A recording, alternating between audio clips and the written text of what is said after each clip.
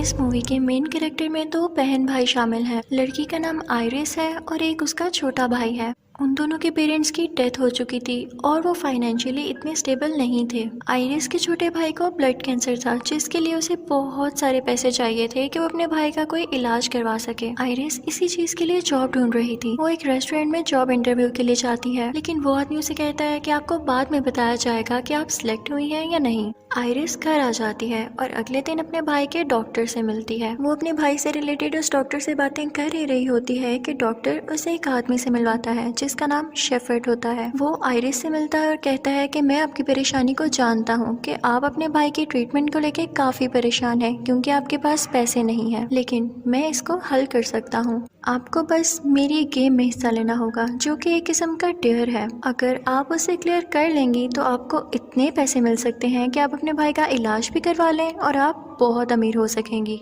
Iris मजबूर थी और उसके पास इसके अलावा और कोई ऑप्शन नहीं थी, लेकिन आइरिस को ये सब मजाक भी लग रहा था। तो वो डॉक्टर की तरफ देखती है तो डॉक्टर उसे कहता है कि ये सच है, कुछ टाइम पहले मिस्टर शेफर्ड ने मेरी भी हेल्प की थी। आइरिस ये भी बताती है कि उसके भाई को बोन मैरो ट्रांसप्लांट की भी जरूरत है। डॉक्टर शेफर्ड उसे कहता है कि भाई मैंने आपको कहा ना, आपको परेशान होने की जरूरत ही नहीं है, आपको बस एक पार्टी में आना होगा और वहाँ पर आकर एक गेम खेलनी होगी बस। तो आइरिस उससे सोचने के लिए कुछ वक्त मांगती है। डॉक्टर शेफर्ड उसे कहता है कि याद रखिएगा, मुझे रात 8 बजे से पहले बता दीजिएगा और अगर आप ये गेम जीत जाएंगी तो आपको बहुत सारे पैसे मिलेंगे। इवन मैं आपके भाई के लिए बोन मैरो डोनर भी ढूंढ दूंगा। आइरिस वहाँ से चली जाती है और उसके जाने के बाद डॉक्टर और मिस्टर शेफर्ड आपस में बातें करने लगते हैं। शेफर्ड आइरिस की तारीफ कर रहा होता है कि काफी अच्छी प्लेयर साबित होगी, ना इसकी कोई फैमिली है और ये अपने भाई के लिए लड़ रही है और मुझे ऐसी ही प्लेयर चाहिए। तो डॉक्टर उसे कहता है कि शेफर्ड तुम्हें इसके साथ ऐसा नहीं करना चाहिए, एक बार सोच लो। लेकिन शेफर्ड उस डॉक्टर से कहता है कि ये लो पैसे पकड़ो और अपनी जुबान बंद रखना। ये कहकर वो वहाँ से चला जाता है। आइरिस जब घर जाती है तो उसे उस जॉब से कॉल आती है जहाँ पर वो इंटरव्यू देने गई थी। वो उससे कहते हैं कि सॉरी आप रिजेक्ट हो चुकी हैं। आइरिस का बहुत दिल दुखता है और उसके पास और कोई ऑप्शन भी नहीं बची थी, तो वो शेफर्ड को कॉल करके कहती है कि मैं आपकी पार्टी में आ रही हूँ। आइरिस अपने भाई के पास जाती है और उसे प्यार से कहती है कि आज ना मेरी फ्रेंड्स के साथ मेरी पार्टी है, तो मुझे रात वहाँ ही रहना होगा और फिर मैं सुबह आपके पास आऊंगी, ठीक है। आइरिस का छोटा भाई ओके कह देता है। फिर शाम को आइरिस को शेफर्ड की भेजी गई गाड़ी पिक करती है। वो जैसे ही शेफर्ड के उस प्लेस पर पहुंचती है तो उसे वेटिंग एरिया में बिठाया जाता है। यहाँ पर टोटल 8 लोग थे और वहाँ पर 2 आदमी भी थे, एक लूकस और एक कार्ल, जो कि उससे मिलते हैं। वो दोनों आइरिस को बाकी लोगों से इंट्रोड्यूस कराते हैं और बाकी लोगों के बारे में भी उसको बताते हैं। वहाँ पर एक बूढ़ी औरत भी थी जो कि पैरालाइज थी। एक आदमी था जो कि बहुत ज्यादा जुआ खेला करता था। एक ऐसा आदमी था जो कि यहाँ पर इसलिए आया था क्योंकि उस पर बहुत ज्यादा उधार था और उसने किसी के पैसे वापस करने थे। एक और आदमी था जो कि पहले आर्मी में हुआ करता था और एक लड़की भी वहाँ पर थी जो कि खामोश बैठी हुई थी और किसी को नहीं बुला रही थी। वो लोग अभी बातें कर ही रहे होते हैं कि शेफर्ड का बटलर वहाँ पर आ जाता है और कहता है कि अपना सब सामान इवन मोबाइल फोन भी यहाँ छोड़कर डिनर टेबल पर आ जाएं। उन लोगों के वहाँ पहुँचने के बाद शेफर्ड भी आ जाता है और उसके साथ उसका बेटा भी होता है। उन सब के आगे वाइन और मीट रखा जाता है। तो आइरिस कहती है कि मैं तो वेजिटेरियन हूँ और मैं ये नहीं खा सकती। तो शेफर्ड उससे कहता है कि तुम ये खा लो, मैं तुम्हें इसके बदले में $10,000 दूंगा। आइरिस ये सुनकर काफी शौक रह जाती है कि सिर्फ मीट खाने के $10,000, और वो फिर मीट खाना शुरू कर देती है। शेफर्ड उस पर हंसने लगता है और कहता है देखो, जिसने सारी जिंदगी मीट नहीं खाया वो पैसों की खातिर आज खा रही है। यानी इससे हमें ये भी जाहिर हो रहा था कि वो आज इन सबको पैसों की खातिर अजीबोगरीब डेयर्स देने वाला था। वहाँ पर एक और बिजनेसमैन जिस पर काफी उधार था, वो वाइन नहीं पी रहा होता। तो शेफर्ड उससे कहता है कि तुम वाइन क्यों नहीं पी रहे हो। तो वो कहता है कि नशे ने मेरी जिंदगी खराब कर दी थी, जिसकी वजह से मेरा पैसा डूबता गया। शेफर्ड उससे कहता है कि मैं तुम्हें भी $10,000 दूंगा, तुम वाइन पी लो। लेकिन स्टिल वो मना करता है और नहीं पीता। तो शेफर्ड कहता है कि 10,000 की जगह मैं तुम्हें $50,000 दूंगा, तो तुम इसकी पूरी बोतल पीकर दिखाओ। वो आदमी इतनी बड़ी रकम को इनकार नहीं कर पाता और वो पूरी बोतल पी जाता है। ये देखकर शेफर्ड काफी खुश होता है कि मैं इन लोगों को कंट्रोल कर सकता हूँ। अब डिनर खत्म होता है और शेफर्ड उठ खड़ा होता है। वो कहता है कि अब मैं आपको बताऊंगा कि आपके आने का मकसद क्या है। वो कहता है कि हम यहाँ पे गेम खेलेंगे, वुड यू रादर। यानी आप लोगों को दो ऑप्शंस दी जाएंगी, ऑप्शन ए और ऑप्शन बी। आपको उन दोनों में से किसी एक ऑप्शन को सिलेक्ट करना होगा और जो एंड पर बच गया वही विनर होगा। तो एक आदमी उससे पूछता है कि सर लोग फिर एलिमिनेट कैसे होंगे? तो शेफर्ड उनसे कहता है जो टाइम पर अपना डेयर ना चूज कर पाया वो एलिमिनेट हो जाएगा और जिसमें एंड तक खेलने की ताकत बची रही वो जीत जाएगा। शेफर्ड कहता है कि अभी भी टाइम है, मैं किसी को फोर्स नहीं कर रहा, अगर कोई ये गेम छोड़ के जाना चाहता है तो अभी भी जा सकता है। तभी वो बिजनेसमैन उठता है जिसको शेफर्ड ने $50,000 दिए थे, वो जाना चाहता था, लेकिन तभी फौरन कुछ सोच के वो दोबारा बैठ जाता है, यानी अब वो भी गेम खेलना चाहता था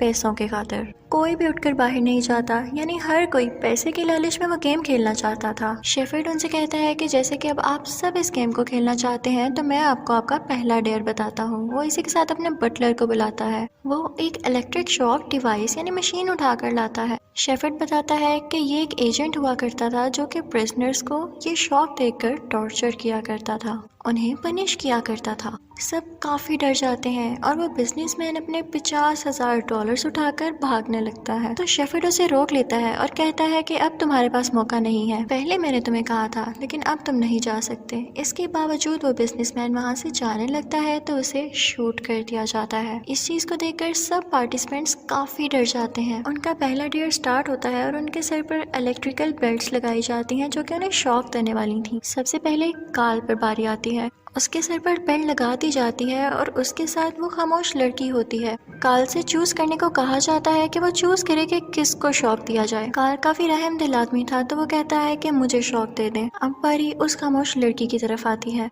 और उसके साथ उस बूढ़ी औरत के सर पर बेल्ट लगाई गई थी। उस लड़की से जब पूछा जाता है तो वो कहती है कि इस बूढ़ी औरत को शौक दे दो, क्योंकि वो बहुत बुरी लड़की थी। वो बेचारी बूढ़ी औरत शौक को किस तरह से बर्दाश्त करती है ये बहुत पेनफुल था। इसी तरह बारियां रिवॉल्व होती रहती हैं और वो लोग अपने डेयर पूरे करते रहते हैं। लूकस को भी 2 बार शौक लेना पड़ता है क्योंकि वो भी अच्छा आदमी था। वो आयरिस को शौक देने की बजाय खुद पर दोबारा शौक ले लेता है। अब आयरिस की बारी आती है। उसके अगेंस्ट जो पार्टिसिपेंट था वो काल था। आयरिस भी बहुत अच्छी लड़की थी और रहमदिल थी, तो वो काल को शौक नहीं देती और खुद पर शौक ले लेती है। ये चीज सबके लिए बहुत पेनफुल थी और चूंकि इस डेयर में सब जीत चुके थे तो कोई भी एलिमिनेट नहीं होता। सब पार्टिसिपेंट्स काफी डरे हुए होते हैं और तभी वहाँ पर शेफर्ड का बेटा आता है जो कि उन पर हंसने लगता है। वहाँ पर वो आदमी जो कि आर्मी में रह चुका था उठकर उससे बहस करने लगता है कि तुम्हें शर्म आनी चाहिए। तो शेफर्ड का बेटा कहता है कि तुम अपनी इस बात पर पछताओगे और ये कहकर वो वहाँ से चला जाता है। तो फिर शेफर्ड वहाँ पर आता है और कहता है कि चले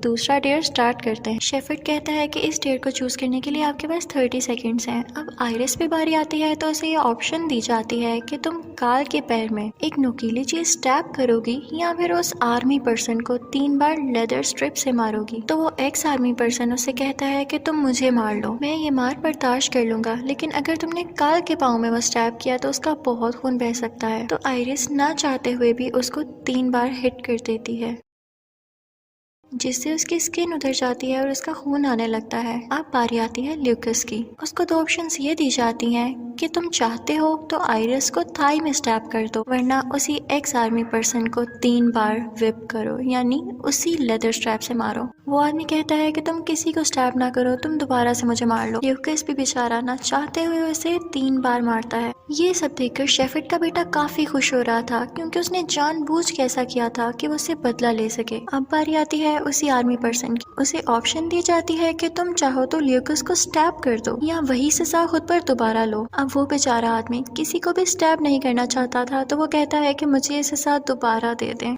उसे ये सजा दोबारा दे दी जाती। अब एक और आदमी की बारी आती है और उसके साथ वो बूढ़ी औरत होती है। उसे भी 2 ऑप्शंस दी जाती हैं कि या तो उस आदमी को दोबारा से हिट करो उसी लेदर स्ट्रिप से, या तो उस बूढ़ी औरत के पाँव में स्टैब कर दो। अब वो आदमी उस एक्स आर्मी पर्सन की हालत देख चुका था और उसे दोबारा से मारना नहीं चाहता था, तो वो ये सोचता है कि बूढ़ी औरत की लोअर बॉडी तो पहले से ही पैरालाइज्ड है, तो अगर मैं इसे स्टैब कर भी दूंगा तो इसे कौन सा फील होगा। वो ये सोचकर उसे स्टैब कर देता है, लेकिन गलती से वो उसकी वेन में जा लगता है जिसकी वजह से उसका काफी ब्लड निकलता है। अब बूढ़ी औरत की बारी आती है। उसके अगेंस्ट जो पार्टिसिपेंट्स थे वो वही खामोश लड़की थी और उसको भी जो दूसरी ऑप्शन दी गई थी वो एक्स आर्मी पर्सन पर 3 बार हिट करने की थी। वो अपना बदला लेती है और उस खामोश लड़की के पाँव में स्टैब कर देती है। अब नेक्स्ट बारी उसी खामोश लड़की की आती है। उसे भी ऑप्शन दी जाती है कि उसी आदमी को तुम 3 बार हिट कर दो लेदर स्ट्रिप से या फिर किसी भी पार्टिसिपेंट को स्टैब कर दो। वो उठती है और कहती है कि मैं कहीं भी स्टैब कर सकती हूँ ना। तो शेफर्ड उससे कहता है कि हाँ, मैं तुम्हारे साथ ये फेवर इसलिए कर रहा हूँ क्योंकि पिछले राउंड में तुम्हें कुछ भी नहीं हुआ था, तो तुम्हारे पॉइंट्स थोड़े से ज्यादा थे। वो खामोश लड़की उठती है और आयरिस की साइड पे जाकर स्टैब कर देती है,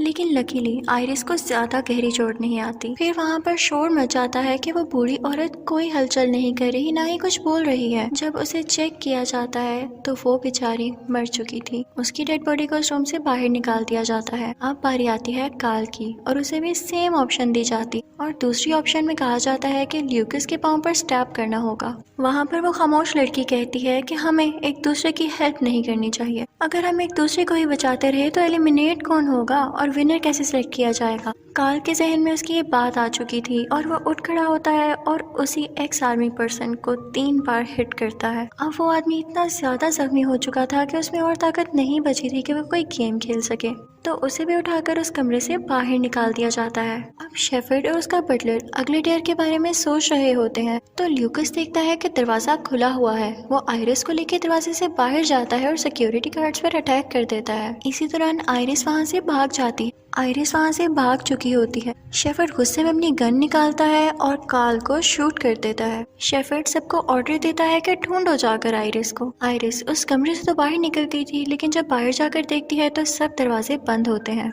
तभी शेफर्ड का बेटा उसके पास आ जाता है और उसे टॉर्चर करता है, लेकिन मौका देखकर आयरिस उसको स्टैब कर देती है जिससे वो गिर जाता है। दूसरी तरफ आयरिस के भाई का जो डॉक्टर था उसे काफी शर्मिंदगी हो रही थी कि उसने आयरिस को कहाँ भेज दिया। वो इन सब लोगों को बचाना चाह रहा था और यहाँ पे हम देखते हैं कि लकीली वो आ चुका था। उसके हाथ में गन थी और वो आयरिस से कहता है कि परेशान नहीं हो, मैं तुम्हें यहाँ से निकाल के जाऊंगा। लेकिन तभी वहाँ पर शेफर्ड का बटलर आ जाता है और डॉक्टर को शूट कर देता है। वो आयरिस को उठाकर दोबारा उस प्लेइंग एरिया में ले आता है। वो शेफर्ड को बताता है कि आपका बेटा आयरिस को तंग कर रहा था। तो शेफर्ड आयरिस से कहता है कि इस बात के लिए मैं आपसे माफी मांगता हूँ और वो लोग गेम फिर से स्टार्ट करते हैं। अब नेक्स्ट ईयर में एक बहुत बड़ा ड्रम लाया जाता है जिसके अंदर पानी भरा हुआ था। उनसे कहा जाता है कि आपके पास 2 ऑप्शंस हैं, या तो 2 मिनट तक अपना सर इस पानी में रखना होगा और अपना सांस रोकना होगा, या तो आपके आगे इन्वेलप्स पड़े हैं उनको चूज कर लीजिएगा।